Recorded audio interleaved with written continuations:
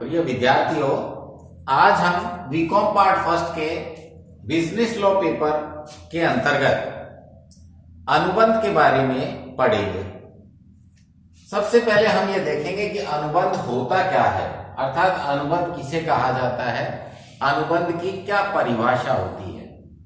बहुत ही सिंपल और जो सरल परिभाषा भारतीय अनुबंध अधिनियम 1872 की धारा 2 उपधारा H के अंतर्गत दी गई है, वो है अनुबंध एक ऐसा ठहराव है जो राजनियम द्वारा प्रवर्तनीय है, अर्थात an agreement which is enforceable by law is a contract. यानी ऐसे ठहराव जो कानून द्वारा प्रवर्तनीय होते हैं वो अनुबंध बन जाते हैं, और जिन ठहरावों को कानून द्वारा लागू नहीं करवाया जा सकता, उनको एनफोर्सिबल नहीं करवा सकते, वो ठहराव तो होते हैं लेकिन अनुबंध नहीं बन पाते। इस परिभाषा के अतिरिक्त यदि हम अन्य किसी दूसरे तरीके से भी अनुबंध को परिभाषित करना चाहें तो हम ये कह सकते हैं कि अनुबंध से आशय ऐसे ठहरावों से है जो पक्षकारों के मध्य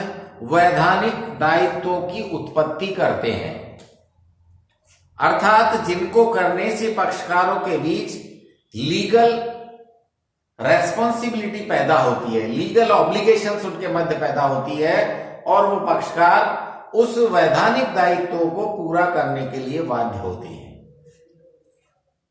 यदि सूत्र रूप में हम इसे बहुत सरल शब्दों में समझाना चाहें तो बहुत सीधा सा है, अनुबंध बराबर ठहराव प्लस राजनियम द्वारा प्रवर्तनीय।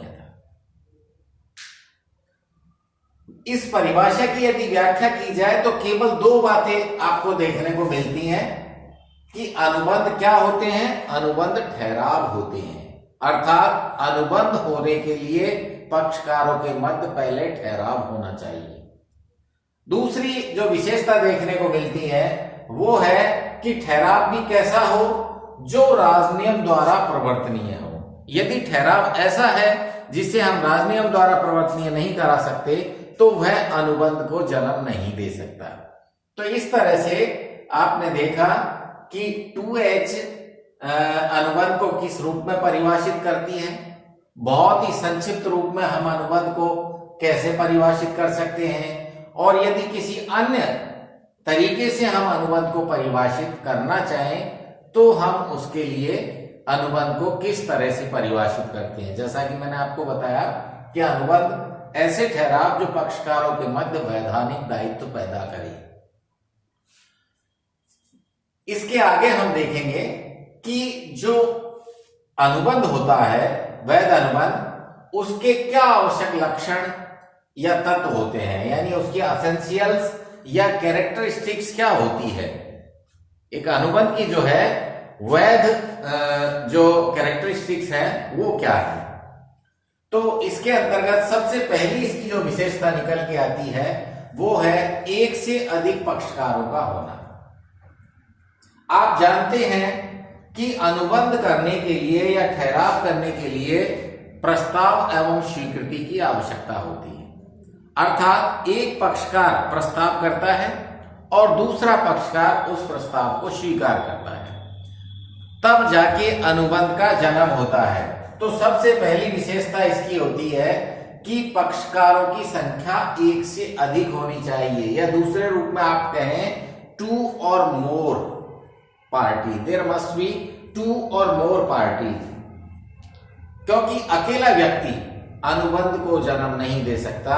अनुबंध के लिए पक्षकारों के बीच प्रस्ताव और स्वीकृति होती है, जिसके लिए न्यूनतम 2 पक्षकार होने चाहिए, एक प्रस्ताव करे और दूसरा उसे स्वीकार करे। जैसा कि अपन उदाहरण द्वारा समझें कि सपोज करो ए नाम का कोई व्यक्ति है, वो बी नाम के व्यक्ति से कहता है कि मैं आपकी मोटरसाइकिल खरीदना चाहता हूं, तो ये ए द्वारा बी के समक्ष किया गया प्रस्ताव है।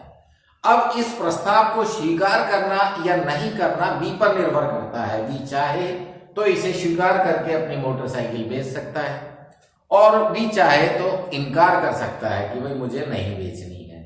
तो आपने देखा कि ठहराव का जन्म कब होता है, जब एक से अधिक पक्षकार होते हैं, यानी एक प्रस्तावक होता है तो दूसरा स्वीकारक होता है।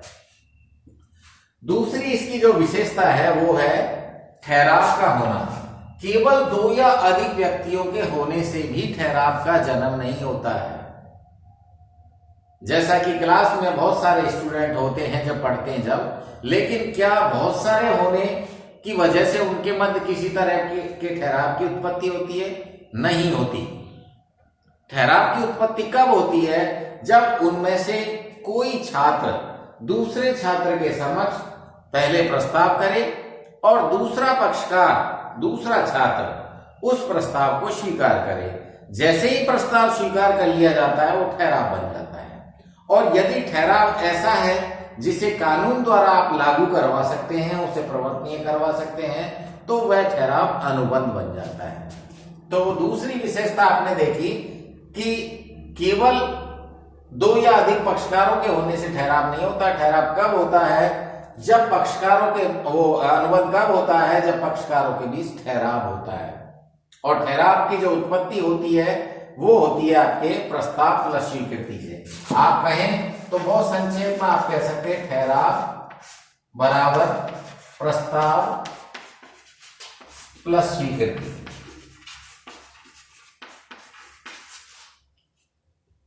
इस तरह से दूसरी विशेषता हमने देखी। तीसरी विशेषता होती है वैधानिक संबंध स्थापित करने की इच्छा। तीसरी ये भी खास बात होती है कि ठहराव करने का मकसद पक्षकारों का कोई हंसी मजाक करना नहीं होता है। यदि उनका मकसद वैधानिक दायित्व उत्पन्न करना है तो ऐसी दशा में वह ठहराव अनुबंध बन पाएगा।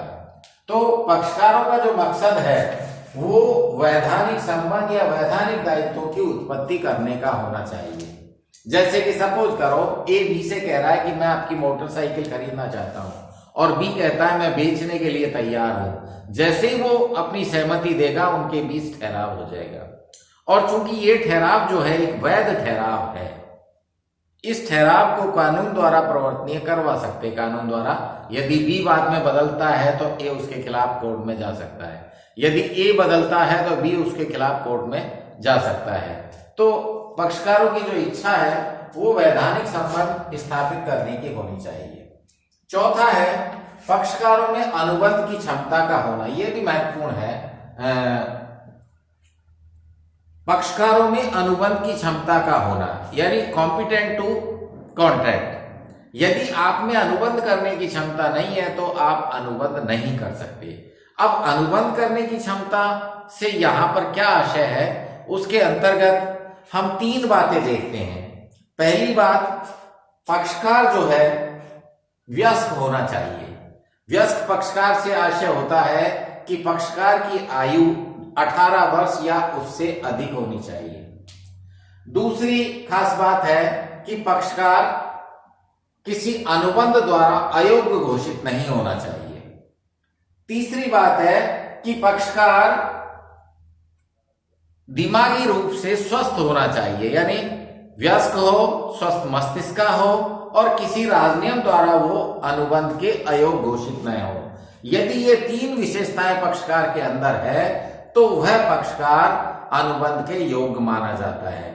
और यदि वह उसके अंतर्गत ये तीन विशेषताएं नहीं है तो वो अनुबंध के योग्य नहीं होगा और उसके द्वारा किए गए ठहराव अनुबंध नहीं बन पाएंगे। जैसे कि सपोज करो एक 17 साल का लड़का किसी दूसरे लड़के से ये कहता है कि मैं तुम्हारी मोटरसाइकिल खरीदना चाहता हूं और वो सहमति दे देता है। क्या उनके बीच अनुबंध की उत्पत्ति हो पाएगी? नहीं होगी, क्योंकि यहां पर जो पहला वाला जो प्रस्तावक है उसकी उम्र 17 वर्ष है और वो अनुबंध करने की क्षमता कानूनन नहीं रखता है। तो ऐसे सौदे से पक्षकार कानूनन बाध्य नहीं माने जाते हैं।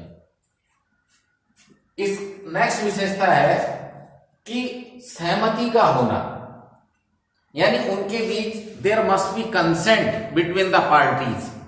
सहमति उनके बीच होनी चाहिए और सहमति से हमारा यह आशय है कि किसी भी बात पर एक ही भाव, एक ही मत से सहमत होना। यदि पक्षकारों के भाव और मत अलग अलग हैं तो उनके मध्य सहमति नहीं कही जाएगी। जब पक्षकारों के मध्य एक ही भाव होता है, एक ही मीनिंग होता है उस बात को लेकर, तो ऐसी दशा में ये कहा जाता है कि पक्षकार ठहराव के लिए सहमत है। लेकिन यदि वो अलग अलग भाव लिए हुए हैं तो उनके बीच जो है उत्पन्न हुआ ठहराव कानूनन प्रवर्तनीय नहीं होगा। नेक्स्ट आपके सहमति होने से ही कोई ठहराव अनुबंध नहीं बन जाता है जब तक कि वह सहमति स्वतंत्र नहीं हो, यानी देयर मस्ट बी कंसेंट, उसके बावजूद कंसेंट मस्ट बी फ्री। सहमति कैसी होनी चाहिए? स्वतंत्र होनी चाहिए। और स्वतंत्र सहमति का मतलब यह होता है कि वो 5 बातों से प्रभावित न हो: उत्पीड़न, अनुचित प्रभाव, कपट, मिथ्या वर्णन और गलती। यदि इनमें से किसी भी बात से पक्षकार की सहमति प्रभावित है तो ऐसी दशा में पक्षकारों के मध्य हुआ ठहराव अनुबंध नहीं बन पाएगा। तो पक्षकारों के मध्य सहमति भी स्वतंत्र होनी चाहिए। नेक्स्ट, वैधानिक प्रतिफल एवं उद्देश्य का होना। प्रतिफल और उद्देश्य है वो भी वैधानिक होना चाहिए। अगर वो वैध नहीं है तो ऐसी दशा में उनके बीच अनुबंध नहीं हो पाएगा। जैसे सपोज करो ए नाम का कोई व्यक्ति बी नाम के किसी व्यक्ति से कोई मोटरसाइकिल खरीदना चाहता है और ए ये जानता है कि वह मोटरसाइकिल बी की नहीं है, उसके द्वारा चुरा के लाई हुई है। फिर भी वो उससे कहता है कि मैं तुम्हारी मोटरसाइकिल खरीदना चाहता हूं और बी उसे बेचने को तैयार हो जाता है। बाद में बी जो है उसको मोटरसाइकिल की सुपुर्दगी नहीं देता, मना कर देता है। क्या ए उससे मोटरसाइकिल ले सकता है? नहीं ले सकता। क्यों नहीं ले सकता? क्योंकि जो ठहराव का प्रतिफल है वो प्रतिफल वैध नहीं है। ठहराव का प्रतिफल क्या है? मोटरसाइकिल। यहां पर एक चीज समझे आप कि प्रतिफल और उद्देश्य का मतलब क्या होता है, दोनों ये साथ साथ चलते हैं। जो जिस पक्षकार का प्रतिफल होता है वही दूसरे पक्षकार का उद्देश्य होता है। और प्रतिफल क्या माना जाता है? जो उसे मिल रहा है। जैसे ए बी से कहता है कि मैं मोटरसाइकिल खरीदना चाहता हूं 10,000 रुपए में, तो ए का प्रतिफल हुआ 10,000, वो मोटरसाइकिल। ए क्या है? बी की मोटरसाइकिल खरीदना चाहता है तो इसका प्रतिफल मोटरसाइकिल। बी का प्रतिफल क्या होगा? 10,000 रुपए। अब उद्देश्य क्या हुआ? जो जिस पक्षकार का प्रतिफल होता है वही दूसरे का उद्देश्य होता है। ए का प्रतिफल है मोटरसाइकिल तो बी का उद्देश्य है मोटरसाइकिल देना। बी का उद्देश्य है, बी का प्रतिफल है 10,000 रुपए, यहां पर बी को 10,000 रुपए मिलने वाले हैं तो ए का ये उद्देश्य माना जाएगा 10,000 रुपए का भुगतान करना। तो बहुत संक्षेप में हम क्या कहेंगे? जो जिस पक्षकार का प्रतिफल होता है वही दूसरे पक्षकार का उद्देश्य माना जाता है। नेक्स्ट आपके निश्चितता का होना। देयर मस्ट बी सर्टेनिटी, निश्चितता होनी चाहिए। यदि आप जो है आपका किया गया ठहराव निश्चित नहीं है तो ऐसी दशा में वो भी जो है अनुबंध नहीं बन पाता है। तो ये भी एक खास विशेषता है कि जो ठहराव है वो ठहराव निश्चित होना चाहिए। नेक्स्ट, निष्पादन की संभवता। ये भी एक ठहराव की अनुबंध की खास विशेषता है कि निष्पादन संभव होना चाहिए। यदि पक्षकार किसी ऐसे विषय को लेके या ऐसी वस्तु को लेके ठहराव करते हैं जिसको पूरा नहीं किया जा सकता तो ऐसी दशा में वह ठहराव अनुबंध नहीं बनेगा। जैसे ए बी से कहता है कि तुम आकाश के तारे तोड़ लाओ, मैं तुम्हें 10,000 रुपए दूंगा। क्या बी आकाश के तारे तोड़ सकता है? नहीं तोड़ सकता, क्योंकि यहां पर ये जो कार्य है उसका निष्पादन संभव नहीं है। तारे तोड़े नहीं जा सकते। छत पर सारी रात उछलता भी रहे तो भी तारे हाथ नहीं आएंगे। तो कहने का आशय यह है कि निष्पादन कैसा हो? संभव हो, यानी जिसको पूरा किया जा सके। नेक्स्ट आपके ठहराव का स्पष्ट रूप से व्यर्थ घोषित न होना। यह भी एक खास विशेषता है। कुछ भारतीय अनुबंध अधिनियम 1872 में कुछ ठहराव हैं जिनको प्रारंभ से ही व्यर्थ घोषित किया हुआ है। जैसे अयोग्य पक्षकारों द्वारा किए गए ठहराव है, विवाह में रुकावट डालने वाले ठहराव है, वैधानिक कार्यवाही में रुकावट डालने वाले ठहराव है कि नहीं? ये कुछ ऐसे ठहराव है, अनिश्चित अर्थ वाले ठहराव है। तो ये ऐसे ठहराव हैं जिनको प्रारंभ से ही व्यर्थ माना गया है। तो ऐसे जो ठहराव है, जैसे धार्मिक ठहराव है, सामाजिक ठहराव है, इन ठहरावों को, या पारिवारिक ठहराव हैं, इन्हें, ये ठहराव तो हो सकते हैं लेकिन यह अनुबंध नहीं बन पाते, क्योंकि इन्हें प्रारंभ से ही व्यर्थ घोषित किया हुआ होता है। इसको डिटेल में हम आगे भी पढ़ेंगे। और लास्ट आपके वैधानिक औपचारिकताओं का पालन करना। कई बार ऐसा होता है कि कुछ ठहरावों के लिए कानून में कुछ वैधानिक औपचारिकता दी गई है। जैसे कि हम यदि किसी की जमीन खरीदना चाहते हैं, किसी का मकान खरीदना चाहते हैं, तो हमें प्रस्ताव लिखित में करना पड़ेगा। जमीन जब भी खरीदी जाती है, मकान जब भी खरीदा जाता है, तो लिखित में एग्रीमेंट होता है। और फिर दूसरा उसके लिए वैधानिक औपचारिकता यह होती है कि वो एग्रीमेंट जो है वो तहसीलदार द्वारा सत्यापित होता है। तो यहां पर आप ये देखें कि कुछ ऐसे ठहराव हैं जिनके लिए कुछ वैधानिक औपचारिकताएं हैं, यदि वो पूरी नहीं की गई है तो वो वैध नहीं होंगे। जैसे ठहराव का लिखित एवं रजिस्टर्ड होना। मकान खरीदोगे, तहसीलदार के रजिस्ट्री करानी पड़ेगी। जमीन खरीदोगे, तहसीलदार के यहाँ रजिस्ट्री करानी पड़ेगी। लेकिन अगर हम एक कोलगेट खरीदते हैं, हम एक साबुन खरीदते हैं, हम चाय की पत्ती खरीदते हैं, हम सब्जी खरीदते हैं, तो ये एग्रीमेंट लिखित में नहीं किए जाते। मौखिक रूप से हम उससे कहते हैं कि भाई एक टूथपेस्ट देना, वो हम प्रस्ताव करते हैं, दूसरा हमें दे देता है, हम उसे पैसे दे देते हैं। तो आज हमने इस वीडियो के माध्यम से अनुबंध का अर्थ एवं परिभाषा तथा उसकी विशेषताओं को समझने का प्रयास किया। नेक्स्ट कल